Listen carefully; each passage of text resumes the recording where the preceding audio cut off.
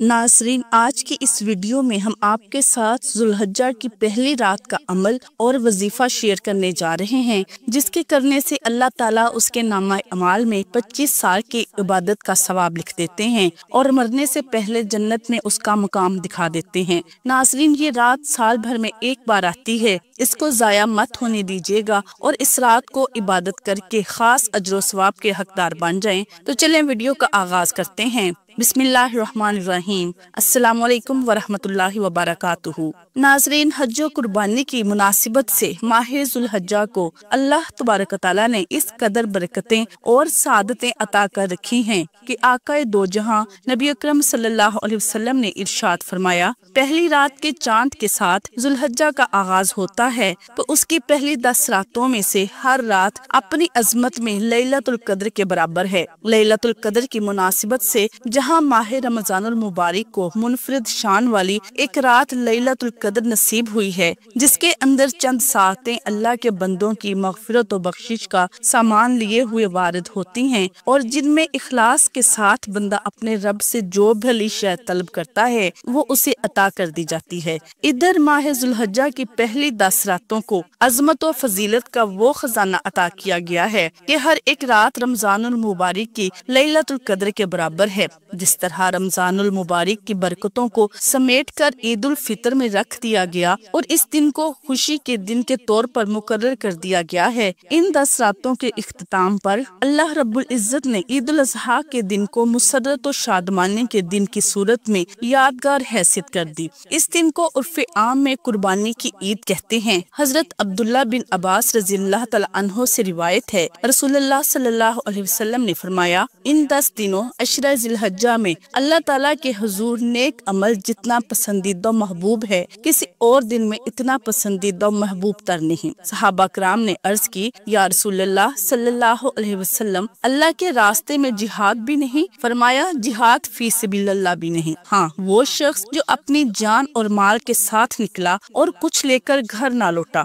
हजरत अबू हुरैरा रज़ियल्लाहु तआला अन्हु से रिवायत है कि रसूलुल्लाह सल्लल्लाहु अलैहि वसल्लम ने फरमाया, अल्लाह ताला को अपनी इबादत बजाय दूसरे औकातो अयाम में करने के अशरा ज़िलहज्जा में करनी महबूब तर है। इसके एक दिन का रोजा साल भर के रोजों के बराबर है और उसकी एक एक रात का क़याम लैलतुल कद्र के क़याम के बराबर है। कुरान पाक और अहादीस से मुबारका में अशरा ज़िलहज्जा में जिन अमाल के करने की फजीलत आई है वो मुंदरजा झैल है। नंबर 1, जिक्र इलाही का एहतमाम करना। अल्लाह अज़्ज़ व जल ने कुरान पाक में इन 10 दिनों में अपना जिक्र करने का खुसूसी तौर पर तज़किरा फरमाया है। इरशाद बारी ताला है, और मुकर्रर दिनों के अंदर अल्लाह के नाम का जिक्र करो। सहाबा कराम और मुहद्दिसीन और मुफस्सिरीन के नजदीक इन आयाम मामूलात से मुराद अशरा ज़िलहज्जा के 10 दिन हैं। नंबर 2, कसरत से तहलील, तकबीर और तहमीद कहना। इमाम अहमद ने हजरत अब्दुल्ला बिन उमर रज़ियल्लाहु तआला अन्हु से रिवायत नकल की है कि नबी करीम सल्लल्लाहु अलैहि वसल्लम ने इरशाद फरमाया, कोई दिन बारगाह इलाही में इन 10 दिनों से ज्यादा अजमत वाला नहीं और ना ही किसी दिन का अच्छा अमल अल्लाह को इन 10 दिनों के अमल से ज्यादा महबूब है। बस तुम इन 10 दिनों में कसरत से ला इलाहा इल्लल्लाह, अल्लाहु अकबर और अल्हम्दुलिल्लाह कहो। सल्फ़े सालिहीन ने इस अमल का बहुत एहतमाम किया करते थे। इमाम बुखारी ने बयान किया है कि इन 10 दिनों में हजरत अब्दुल्ला बिन उमर और हजरत अबू हुरैरा रज़ियल्लाहु तआला अन्हुमा तकबीर कहते हुए बाजार निकलते और लोग भी उनके साथ तकबीर कहना शुरू कर देते। नंबर 3, बाल, नाखून वगैरह ना काटना। कोई शख्स कुर्बानी का इरादा रखता हो और ज़िलहज्जा का महीना शुरू हो जाए तो उसे चाहिए कि कुर्बानी करने तक अपने नाखून या बाल ना काटे। उम्मुल मोमिनीन सैयदा उम्मे सलमा रज़ियल्लाहु तआला अन्हा से रिवायत है, रसूलुल्लाह सल्लल्लाहु अलैहि वसल्लम ने फरमाया, जब माह ज़िलहज्जा का चांद नजर आए, अशरा ज़िलहज्जा दाखिल हो जाए और तुम में कोई कुर्बानी का इरादा करे तो अपने बाल और नाखून ना काटे। अल्लाह ताला की ही तारीफात हैं जिसने औकातो ज़मा को पैदा फरमाया और इन औकात में से एक को दूसरे पर फजीलत अता फरमाई और कुछ महीनों और आयाम को खसूसी फजीलत और इम्तियाजी हैसियत भी दी और ऐसे फजाइल से नवाजा जिसमें अजर सवाब बढ़ जाता है और अल्लाह ताला की जानिब से अपने बंदों पर फजलो करम बढ़ जाता है ताकि उन्हें अमाल सालिहा करने और अताअत और फरमाबरदारी करने में इससे ताउन मदद हासिल हो और निशात और चुस्ती की तजदीद होती है ताकि मुसलमान सवाब का वाफिर हिस्सा हासिल कर सके और वो موت کے آنے سے قبل ہی اس کی تیاری کرتے ہوئے روزے قیامت کے لیے بھی ذات اکٹھا کر سکے۔ اطاعت و فرمانبرداری کے مواسم کے فوائد یہ ہیں کہ جو کچھ رہ گیا اور عمل نہیں کیا جا سکا اس کی کمی کو پورا کیا جائے اور اس کے عوض میں کچھ اعمال کر لیے جائیں، اور ان فضیلت والے موسموں سے ہر ایک موسم میں کوئی نہ کوئی ایسا کام پایا جاتا ہے جس پر عمل پیرا ہو کر بندہ اللہ تعالیٰ کا تقرب حاصل کرتے ہیں، اور اس میں اللہ تعالیٰ کی مہربانیوں کا فیضان ہوتا ہے۔ جیسے اللہ تعالیٰ چاہے اس پر اپنا فضل و کرم اور رحمت سے مہربانی کرتے ہیں، لہٰذا وہ شخص بہت ہی خوش نصیب ہے جو ان موسموں اور مہینوں اور ایام و اوقات میں اپنے پروردگار کی اطاعت و فرمانبرداری کر کے اللہ رب العزت کا تقرب حاصل کرنے کو غنیمت جانتا ہے۔ لہٰذا ہو سکتا ہے ایسے شخص کو اس کی مہربانی کی خوشبو حاصل ہو اور وہ سعادت حاصل کرتے ہوئے جہنم کی آگ اور اس کے شعلوں سے محفوظ ہو جائے۔ لہٰذا مسلمان کو اپنی عمر کی قدر اور زندگی کی قیمت پہچانتے ہوئے اپنے رب کی عبادت کثرت سے کرنی چاہیے اور موت تک خیر و بھلائی کے کاموں پر ہمیشگی کرنی چاہیے۔ اللہ سبحانہ تعالیٰ کا فرمان ہے، اور یقین آنے تک اپنے رب کی عبادت کیجیے۔ مفسرین نے یقین کی تفسیر کرتے ہوئے کہا ہے کہ اس سے مراد موت ہے۔ اطاعت فرمانبرداری کے عظیم موسموں میں ذی الحجہ کے پہلے 10 دن بھی ہیں جسے اللہ تعالیٰ نے باقی سارے سال کے ایام پر فضیلت دی ہے۔ مندرجہ بالا اور اس کے علاوہ دوسری نصوص اس پر دلالت کرتی ہیں کہ ذی الحجہ کے پہلے 10 دن باقی سال کے سب ایام سے بہتر اور افضل ہیں، اور اس میں کسی بھی قسم کا کوئی استثناء نہیں، حتیٰ کہ رمضان المبارک کا آخری عشرہ بھی نہیں، لیکن رمضان المبارک کے آخری عشرہ کی 10 راتیں ان ایام سے بہتر اور افضل ہیں، کیونکہ ان میں لیلۃ القدر شامل ہے، اور لیلۃ القدر 1000 راتوں سے افضل ہے۔ تو اس طرح سب دلائل میں جمع ہوتا ہے۔ تو ناظرین، ان 10 دنوں کی فضیلت بہت سے امور کی بنا پر واضح ہوتی ہے،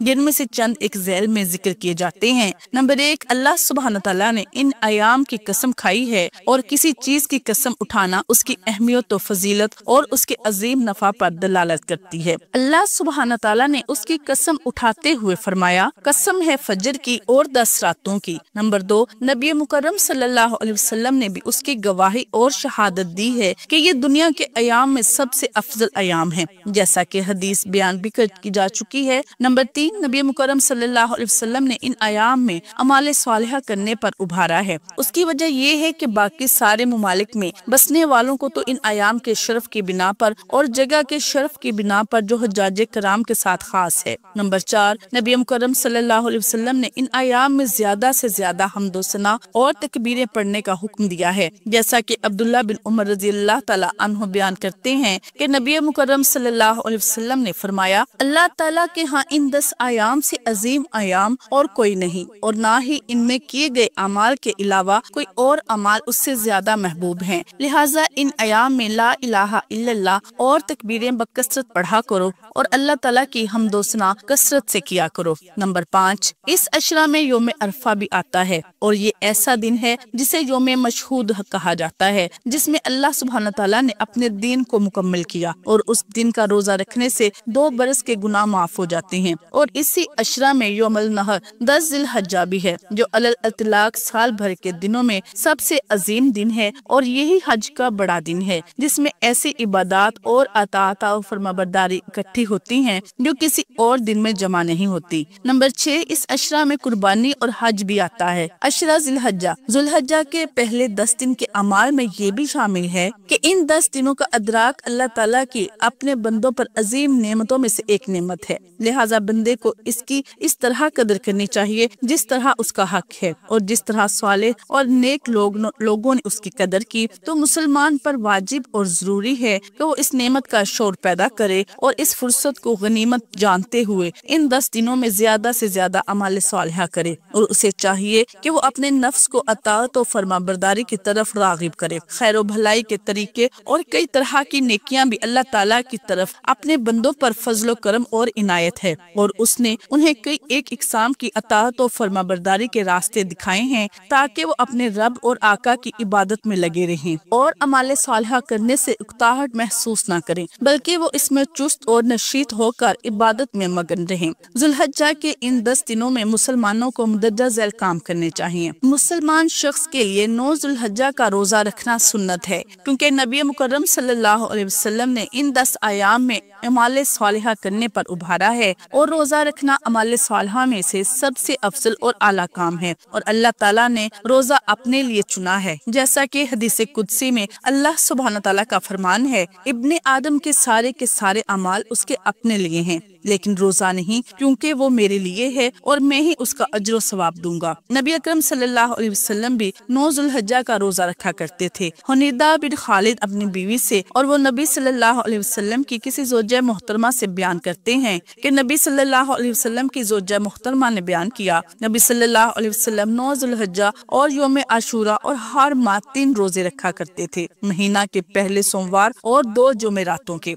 इन 10 अयाम में मसाजिद, रास्तों और घरों और हर जगह जहाँ अल्लाह ताला का जिक्र करना जायज है, वहीं ऊंची आवाज से तकबीरें और ला इलाहा इल्लल्लाह और अल्हम्दुलिल्लाह कहना चाहिए, ताकि अल्लाह ताला की इबादत का इजहार और अल्लाह ताला की ताज़ीम का ऐलान हो। मर्द तो ऊंची आवाज से कहेंगे, लेकिन औरतें पस्त आवाज में ही कहें। अल्लाह सुब्हान ताला का फरमान है, अपने फायदे हासिल करने को आ जाएं और इन मुकर्रर दिनों में इन चौपायों पर अल्लाह ताला का नाम याद करें जो पालतू हैं। और तकबीर के अल्फाज ये हैं, अल्लाहु अकबर, अल्लाहु अकबर, ला इलाहा इल्लल्लाह, वल्लाहु अकबर, वलिल हम्द। अल्लाह बहुत बड़ा है, अल्लाह बहुत बड़ा है, अल्लाह ताला के अलावा कोई माबूद बरहक नहीं और अल्लाह बहुत बड़ा है और अल्लाह ताला ही की तारीफात हैं। इसके अलावा भी तकबीरें हैं। यहाँ एक बात कहना चाहूंगी कि मौजूदा दौर में तकबीरें कहने की सुन्नत को तर्क किया जा चुका है और खास कर इन 10 दिनों की इब्तिदा में तो सुनने में नहीं आती, किसी नादिर शख्स से ही सुनने में आएंगी।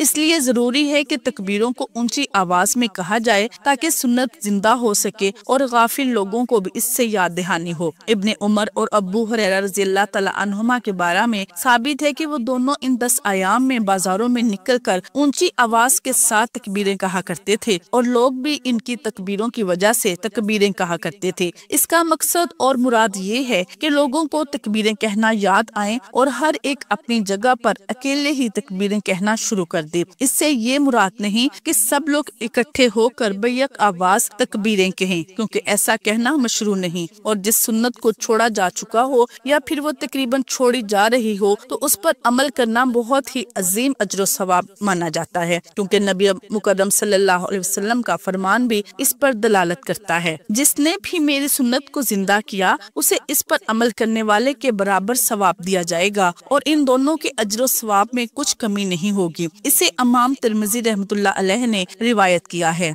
हज और उम्रा की अदायगी, इन 10 दिनों में जो सबसे अफजल और आला काम है वो बैतुल्लाह का हज और उम्रा करना है। लिहाजा जिससे भी अल्लाह ताला अपने घर का हज करने की तौफीक अता फरमाए और उसने मतलूबा तरीके से हज के अमाल अदा किए, तो इंशाअल्लाह उसे भी उसका हिस्सा मिलेगा जो नबी मुकर्रम सल्लल्लाहु अलैहि वसल्लम ने अपने इस फरमान में बयान किया है, हज मबरूर का जन्नत के अलावा कोई अजर सवाब नहीं। इन 10 अयाम में अमूमन अमाल सालिहा करना, क्योंकि अल्लाह ताला को अमाल सालिहा महबूब हैं और इस वजह से ये लाजिम है कि उसका अजर सवाब भी अल्लाह ताला से बहुत ज्यादा मिलेगा। लिहाजा जिसके लिए हज करना मुमकिन नहीं, उसे चाहिए कि वो इन अफसल आयाम और औकात को अल्लाह ताला की अताअत और फरमाबरदारी में गुजारते हुए नमाज और किरत, कुरान करीम और जिक्र, अज़कार और दुआ, सदका और खैरात और वालिदान से हुस्न सलूक और नेकी का हुक्म और बुराई से रोकने और इसी तरह से दूसरे खैर भलाई के कामों का खास एहतमाम करे। कुर्बानी, अशरे ज़िलहज्जा के अमाल सालिहा में कुर्बानी के जरिए अल्लाह ताला का तकर्रुब हासिल करना भी शामिल है कि कुर्बानी की जाए और अल्लाह ताला के रास्ते में माल खर्च किया जाए। सच्ची और पक्की तौबा, जिसे तौबा नसूहा कहा जाता है, की जाए। इन 10 दिनों में जो चीज ज्यादा ताकीद से होनी चाहिए वो अल्लाह ताला के सामने अपने किए की तौबा है। जो कि कुछ मौसी गुनाह और नाफरमानी हो चुकी हो, उस पर मुसलमान तौबा करे। तौबा अल्लाह ताला की जानिब रुजू और उसकी तरफ वापस आने, और जो चीज अल्लाह ताला को नापसंद है उसे ज़ाहरी और बातनी दोनों तरह तर्क करने, और जो कुछ हो चुका उस पर निदामत और फौरी तौर पर उसे तर्क और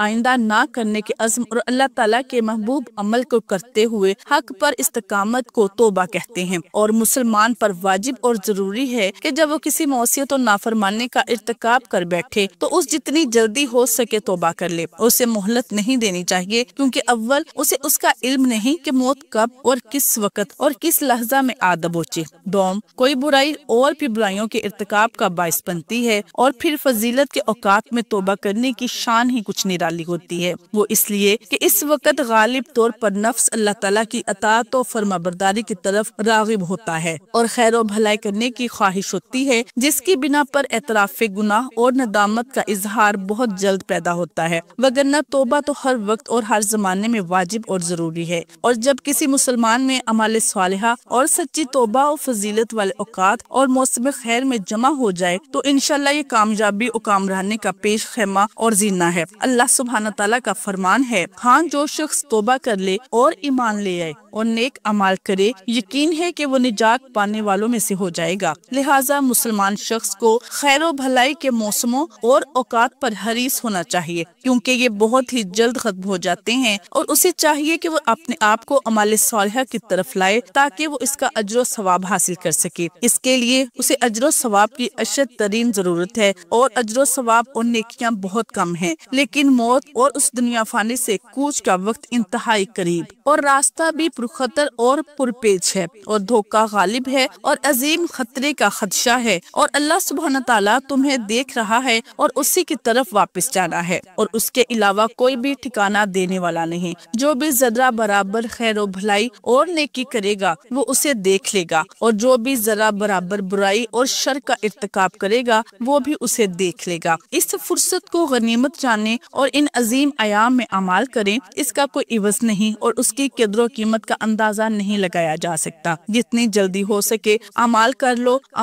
لو، اور موت کے حملے سے قبل جلدی اور تیزی دکھا لو، اور زیادتی کرنے والے کی ندامت سے قبل کچھ کر لو، اور اس واپسی کے سوال سے قبل کچھ کر لو جس کا جواب بھی نہیں دیا جائے، اور اس کی بات تسلیم کرتے ہوئے اس دنیا میں واپس نہیں بھیجا جائے گا۔ امیدوں اور خواہشوں کے پورا ہونے میں حائل ہونے والی موت سے قبل اور اس سے قبل کہ وہ اپنے اس گھڑے میں اپنے اعمال کے ساتھ قید کر دیا جائے، کچھ اعمال صالحہ کر لو۔ اے وہ شخص جس کا دل رات کی سیاہی کی مانند سیاہ ہو چکا ہے، کیا تیرا دل روشن اور نرم نہیں ہونا چاہتا؟ اور کیا وہ نرم نہیں ہو سکتا؟ کیوں نہیں، ایسا ہو سکتا ہے۔ آؤ اور اس عشرہ ذوالحجہ میں اپنے رب اور مولا کی رحمت و فضل کے جھونکے سمیٹ لو، کیونکہ یہ ایسے جھونکے ہیں جسے پہ پہنچ جائیں وہ شخص سعادت مند ہو جاتا ہے، اور یہ پہنچتے بھی ایسے ہی ہیں جس سے اللہ تعالیٰ چاہتا ہے، اور وہ قیامت کے دن سعادت مند ہوگا۔ تو ناظرین، اب چلتے ہیں آج کے وظیفے کی جانب، جس کو کرنے سے آپ بے شمار اجر و ثواب اور فضائل و برکات حاصل کر سکتے ہیں۔ ناظرین، آج کا وظیفہ بہت ہی خاص اور نایاب وظیفہ ہے، تو ناظرین میں آپ کو بتاتی ہوں کہ آپ نے یہ وظیفہ کیسے کرنا ہے۔ تو سب سے پہلے چاند نظر آنے کے بعد 4 رکعت نفل اس طرح ادا کرنی ہے کہ ہر رکعت میں سورہ فاتحہ کے بعد سورہ اخلاص 25 مرتبہ پڑھیں، اور 4 رکعت ادا کرنے کے بعد وہیں بیٹھے بیٹھے آپ نے 111 مرتبہ درود ابراہیمی پڑھنا ہے، اور جو ذکر اذکار آپ کو یاد ہوں وہ پڑھ لیں، اور پھر اللہ تبارک و تعالیٰ سے اپنی حاجتوں اور ضرورتوں اور خواہشات کے لیے گڑ گڑا کر بھکاری بن کر دعا کریں۔ انشاءاللہ اللہ تعالیٰ آپ کی تمام جائز حاجات قبول فرمائے گا۔ ناظرین، جو کوئی یہ عمل کرتا ہے اللہ تعالیٰ اس کے نامہ اعمال میں 25 سال کی عبادت کا ثواب لکھ دیتے ہیں، اور مرنے سے پہلے جنت میں اس کا مقام دکھا دیتے ہیں۔ سبحان اللہ۔ اللہ تعالیٰ ہمیں نیک عمل کرنے کی توفیق عطا فرمائے، آمین ثم آمین۔ محترم ناظرین، امید کرتی ہوں کہ آپ کو یہ ویڈیو پسند آئی ہوگی۔ اگر ویڈیو پسند آئے تو لائک شیئر ضرور کریں، اور کمنٹ باکس میں اللہ تعالیٰ کے ناموں میں سے ایک نام ضرور ٹائپ کریں۔ جزاک اللہ خیر۔